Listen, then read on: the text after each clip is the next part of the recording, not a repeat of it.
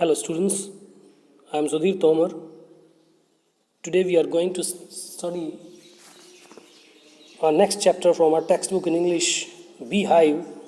The name of the chapter is A Truly Beautiful Mind. This chapter is about Albert Einstein, who was a great scientist.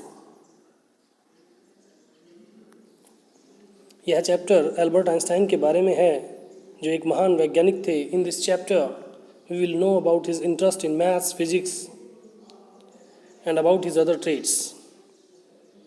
इस chapter में हम उनकी maths, physics में जो रुचि थी और उनके अपनी जो क्वालिटीज़ थे उनके बारे में जानेंगे.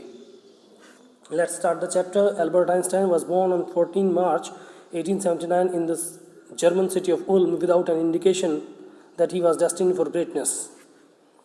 एल्बर्ट आइंस्टाइन 14 मार्च 1879 को जर्मन सिटी उल्म में पैदा हुए थे. विदाउट एन इंडिकेशन, बिना किसी इंडिकेशन के, पहचान के, इशारे के, दैट की ही वॉज डेस्टिन्ड, कि उनका जो भाग्य है वो ग्रेटनेस है. मीन्स ही वॉज डेस्टिन्ड कि वे ग्रेटनेस के लिए बाध्य हैं, कि उनके भाग्य में ग्रेट होना लिखा है. On the contrary, his mother thought Albert was a freak. इसके विपरीत एल्बर्ट की मदर सोचती थी दैट कि Albert was a freak, Albert काफ़ी चंचल है, अनयूजुअल जिसे हम कह सकते हैं. To her his head seemed much too large. To her, उनके लिए, मीन्स उसकी मदर के लिए, हिज हेड, उसका जो सिर था वह सीम्ड, लगता था उन्हें काफ़ी बड़ा. मीन्स उनका सिर काफ़ी बड़ा लगता था उसकी मदर को. At the age of 2.5 Einstein still was not talking. Einstein 2.5 वर्ष की उम्र तक भी नहीं बोलते थे. When he finally did learn to speak he uttered everything twice. और जब उन्होंने बोलना शुरू किया उन्होंने हर बात को 2 बार दोहराया. अटर्ड या spoke. Einstein did not know what to do with other children and his playmates called him brother boring. Einstein ये नहीं जानते थे कि दूसरे बच्चों के साथ क्या करते हैं, मीन्स उनके साथ कैसे खेलते हैं. and his playmates called him brother boring. और उनके playmates जो साथ खेलने वाले थे वो सभी उसे brother boring कहते थे. So the youngster played by himself. इसलिए यंगस्टर जो यानी Einstein played by himself much of the time. अधिकतर समय अपने साथ ही खेलते थे. He especially loved mechanical toys. वह विशेषकर जो mechanical toys means यांत्रिक जो खिलौने हैं उन्हें पसंद करते थे. Looking at his newborn sister Maja, he is said to have said, "Fine, but where are her wheels?" अपनी न्यूबॉर्न सिस्टर माजा को देखकर कहा जाता है कि वे कहते हैं, he is said to have said, देखकर कहा कि फाइन, ठीक है, लेकिन इसके पहिए कहाँ हैं.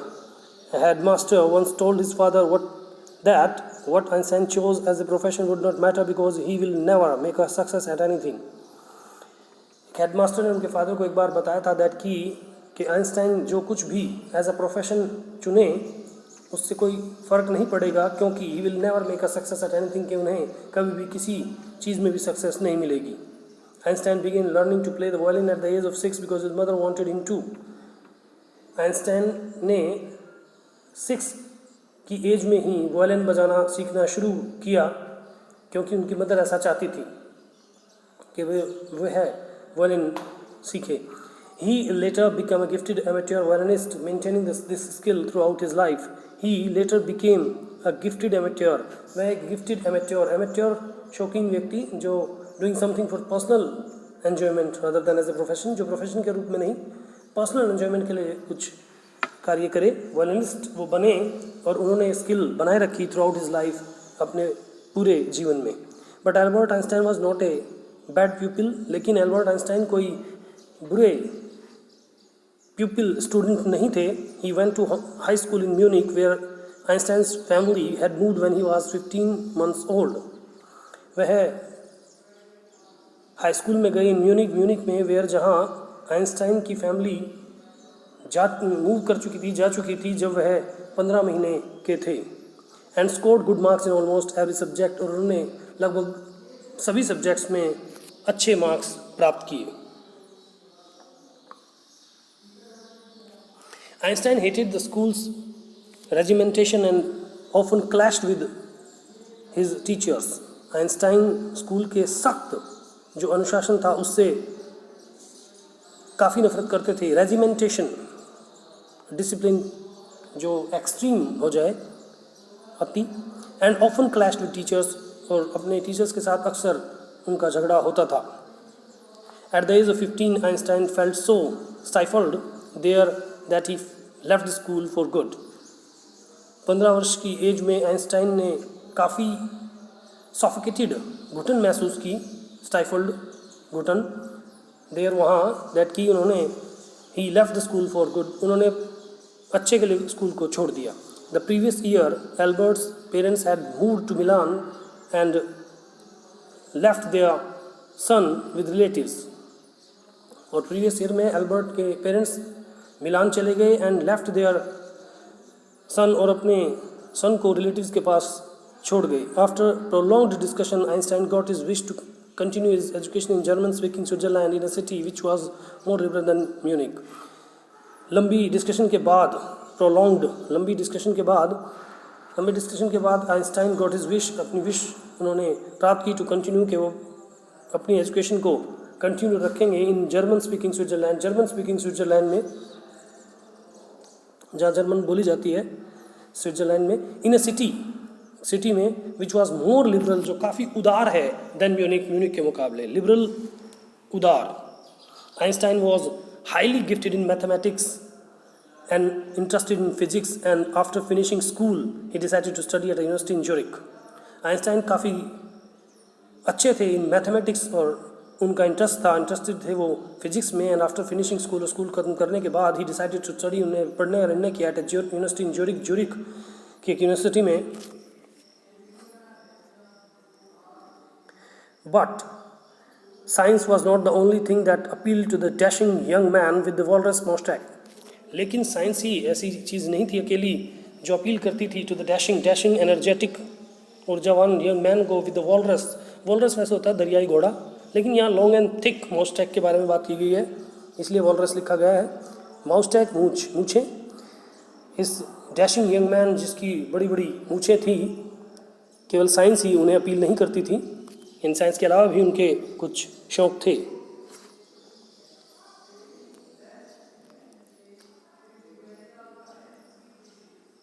He also felt a special interest in fellow student Mileva Merrick, whom he found to be clever creature. उनका एक विशेष इंटरेस्ट था, उन्होंने महसूस किया एक उनके साथी स्टूडेंट में मिलेवा मैरिक जिनका नाम था, जिन्हें ही फाउंड, उन्होंने पाया, to be a clever creature, एक चालाक प्राणी। This young Serb had come to Switzerland because the university in Zurich was one of the few in Europe where women could get degrees.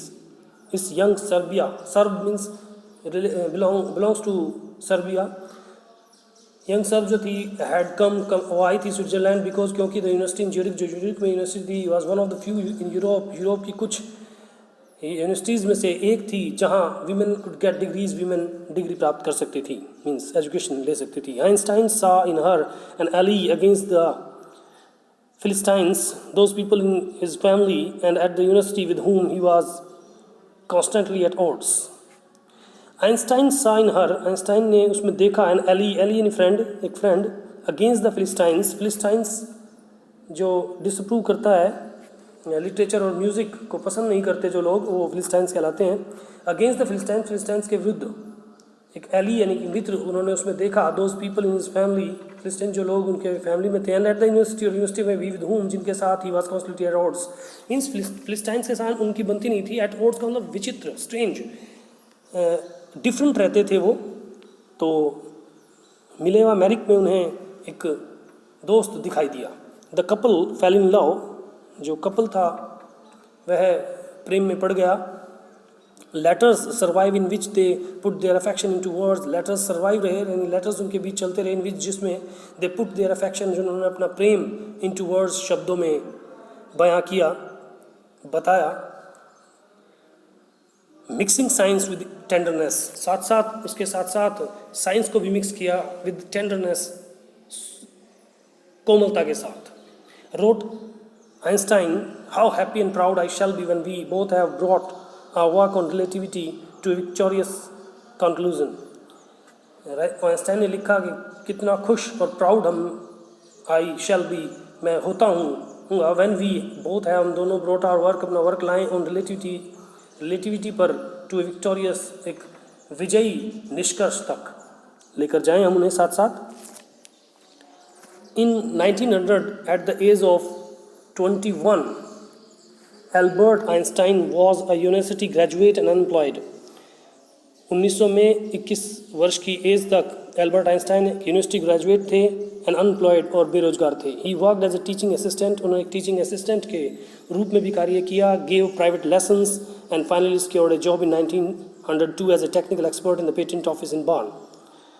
Gave private lessons दिए और एक अंततः एक job उन्होंने 1902 में प्राप्त किया एज ए टेक्निकल एक्सपर्ट, तकनीकी विशेषज्ञ के रूप में, इन the patent office in burn के पेटेंट ऑफिस में.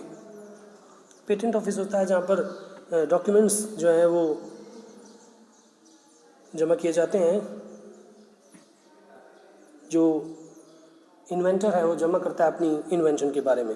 While he was supposed to be assessing other people's inventions, Einstein was actually developing his own ideas in secret. While जबकि he was supposed, उन्हें माना गया to be assessing, के assess कर रहे हैं other people's invention, दूसरे लोगों की इन्वेंशंस को, आइंस्टाइन वास्तव में डेवलप कर रहे थे his own ideas, अपने आइडियाज़ इन सीक्रेट, गुप्त रूप से. He is said to have jokingly called his desk drawer, वे अपने डेस्क ड्रार को जो जहाँ वर्क करते थे at work, the bureau of theoretical physics. उन्हें हास्यास्पद रूप से अपने डेस्क ड्रार को जहाँ काम करते थे उसे ब्यूरो ऑफ थियोरेटिकल फिजिक्स कहा करते थे. One of the famous papers of 1905 was Einstein's special theory of relativity, according to which time and distance are not absolute. One of the famous papers means newspapers. 1905 के famous जो papers थे उनमें से एक में was Einstein's special theory of relativity, वो थी Einstein की स्पेशल थ्योरी ऑफ रिलेटिविटी, सापेक्षता का सिद्धांत, according to which, जिसके अनुसार time and distance are not absolute, time और समय और दूरी पूर्ण नहीं है. Indeed, वास्तव में two perfectly accurate clocks will not continue to show the same time if they come together again after a journey if one of them has been moving very fast relative to the other. दो पूर्ण रूप से सही घड़ियाँ एक सा समय नहीं दिखाएंगी. Perfectly accurate clocks will not continue to show the same time if they come together again, अगर उन्हें इकट्ठा लाया जाए आफ्टर जर्नी, यात्रा के बाद इकट्ठा किया जाए उन्हें. If one of them has been moving very fast, अगर उनमें से एक बहुत तेज चल रही है रिलेटिव टू द अदर, दूसरे की अपेक्षा. From this followed the world's most famous formula which describes the relationship between mass and energy. इसी से ही वर्ल्ड का मोस्ट फेमस फार्मूला जिसने जो डिस्क्राइब करता है रिलेशनशिप, संबंध मास एंड एनर्जी के बीच, वह आया. E equal to mc square.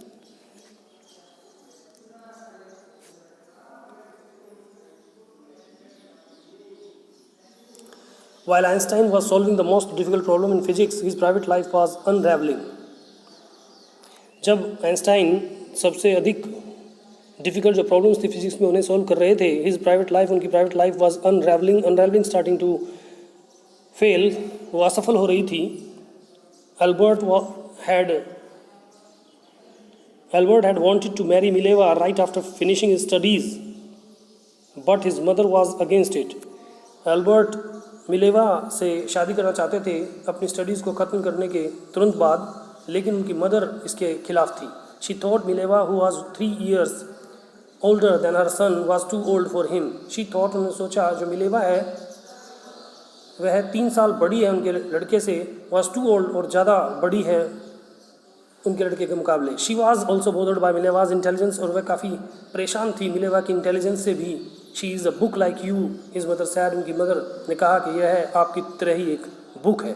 Einstein put the wedding of, Einstein ने वेडिंग को दूर कर दिया, मीन्स वेडिंग का जो विचार था वो थोड़े दिन के लिए त्याग दिया.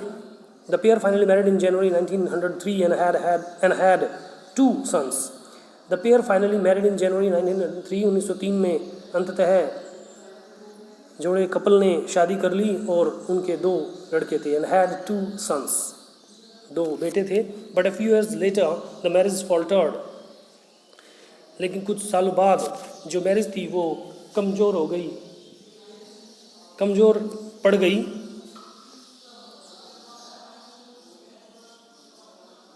Mileva meanwhile was losing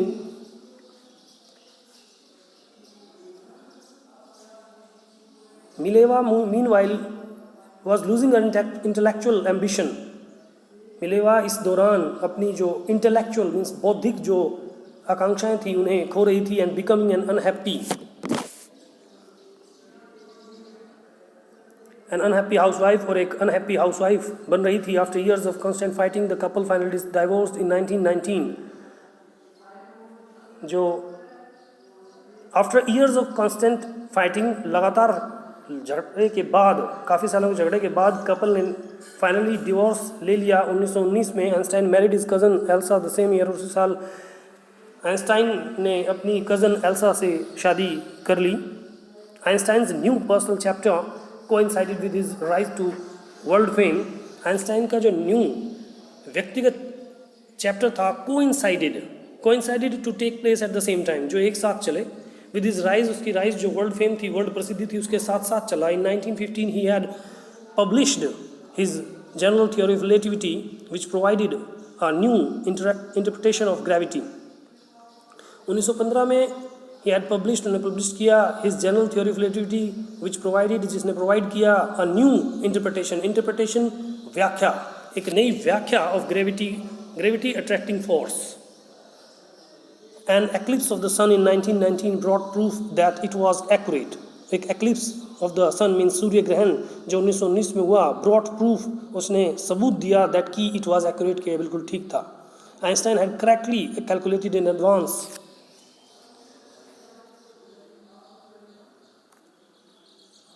Einstein had correctly calculated, बहुत ही अच्छी तरह कैलकुलेट कर लिया, गणना कर ली एडवांस में ही, द एक्सटेंट टू विच, उस एक्सटेंट की, उस विस्तार की, टू विच, जहाँ तक the light from fix stars would be deflected, कि लाइट जो है जो फिक्स स्टार्स से वुड बी डिफ्लेक्ट करेगी, चेंज होगी, डायरेक्शन को चेंज करेगी through the sun's gravitational field, sun के ग्रेविटेशनल फील्ड के द्वारा.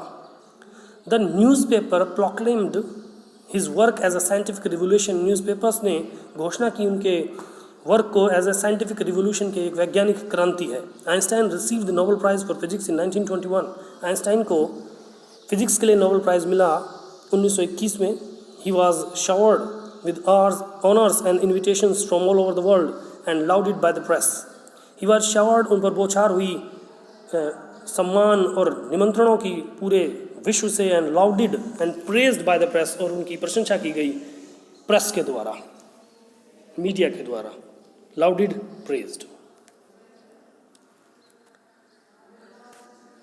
When the Nazis came to power in Germany in 1933, Einstein emigrated to the United States. जब Nazis Germany में 1933 में सत्ता में आए, आइंस्टाइन जो हैं वो यूनाइटेड स्टेट्स चले गए. 5 years later, 5 साल बाद, the discovery of nuclear fission in Berlin had American physicists in an uproar. जब डिस्कवरी हुई न्यूक्लियर फिजन की बर्लिन में, had अमेरिकन फिजिसिस्ट, जो अमेरिकन भौतिकवाद थे, इन एन अप्रोर, उनमें कुछ हलचल पैदा हुई. Many of them had fled from fascism, उनमें से कुछ फासिज्म से भाग गए, चले गए. जस्ट एज आइंस्टाइन हैड, जैसा कि आइंस्टाइन ने किया था. Had now they were afraid the Nazis could build and use N atomic bomb. And now, और अब दे वर अफ्रेड, डरे हुए थे कि नाजीज जो हैं वो बना सकते थे क्या, एंड यूज़, वो एक एटॉमिक बॉम्ब को बना सकते थे और यूज़ कर सकते थे.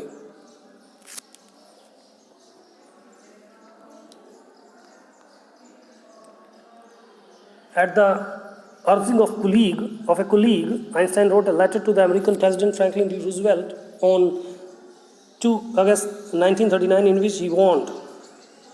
एक कुलीग की एडवाइस पर, अर्जिंग एडवाइस, सलाह पर, आइंस्टाइन ने एक लेटर अमेरिकन प्रेसिडेंट को 2 अगस्त 1939 को लिखा, इन विच जिसमें उन्होंने वार्न किया a single bomb of this type के इस प्रकार का एक single bomb exploded in port में एक्सप्लोड होता है, might very well destroy the whole port together with the some of the surrounding territories के पूरे जो पोर्ट है उसे डिस्ट्रॉय कर सकता है, साथ साथ उसकी सराउंडिंग टेरिटरी को भी।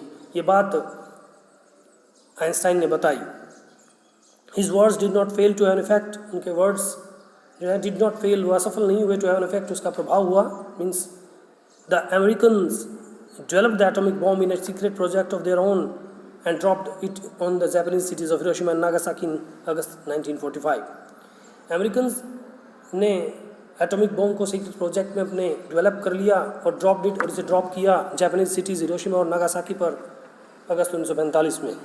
Einstein was deeply shaken by the extent of the destruction, काफ़ी दुखी हुए आइंस्टाइन, काफ़ी दुखी हुए इस डिस्ट्रक्शन के विस्तार से, यानी विनाश का जो विस्तार था उससे। This time he wrote a public missive to the United Nations, उन्होंने अब की बार एक पब्लिक मिसिव लेटर लिखा जो लॉन्ग और ऑफिशियल होता है, मिसिव, तो यूनाइटेड नेशंस को। In it he propose the formation of a world government, अब उसमें इस लेटर में ही प्रपोज, उन्होंने प्रस्ताव दिया फॉर्मेशन ऑफ वर्ल्ड गवर्नमेंट का।